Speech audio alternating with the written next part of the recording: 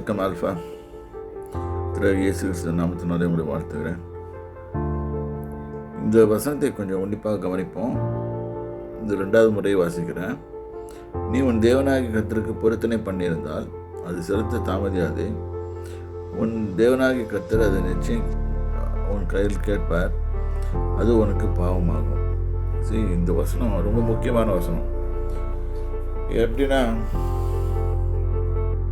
நம்ம வாயை திறந்து ஏதாவது சொல்லிடுவோம், தெரியாமல் கேட்டால் தெரியாமல் செய்யிட்டோம்னு சொல்லுவோம்.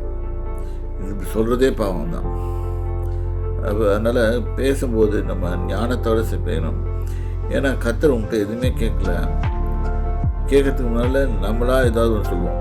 உதாரணத்துக்கு, இந்த விடிய காலம் எந்திரிச்சு ஜெபிக்கிறேன், இல்லாட்டி ஏதாவது ஒன்று செய்வேன், நீ எனக்கு செய்தி தரணுன்னா நாம் அவருக்கு இது வந்து என்னுடைய பிள்ளைகள் எல்லாம் அவங்க கொடுத்துருவேன்.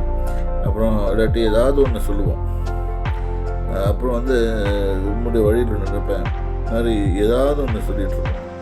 ஆனால்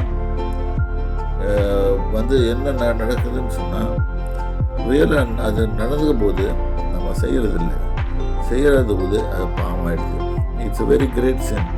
பிரசங்கி 5வது அதிகாரத்துலேயும் இது போட்டிருக்கோம். இதை பற்றி நம்ம வாயில் பேசுகிற ஒவ்வொரு காரியத்தையும் கர்த்தர் கூர்ந்து கவனித்து கொண்டிருக்கிறார்.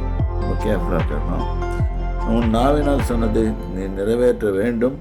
உன் தேவனாகிய கர்த்தருக்கு உன் வாயினால் பொருத்தனை பண்ணி சொன்ன உற்சாக பலியை செலுத்தி தீர்ப்பாயாக. அது பலியாக இருந்தாலும் சரி, இல்லாட்டி வேறு ஏதாவது காரியம் இருந்தாலும் சரி, அது செஞ்சு தான் ஆகணும். அதனால் பாதி நேரம் நம்ம கேர்ஃபுல்லாக இருங்க.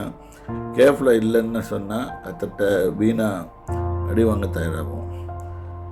கர்த்தராகிய இயேசு கிறிஸ்துவின் நாமத்தினாலே உங்களை வாழ்த்துகிறேன். கர்த்தர் உங்களை ஆசீர்வதிப்பார்.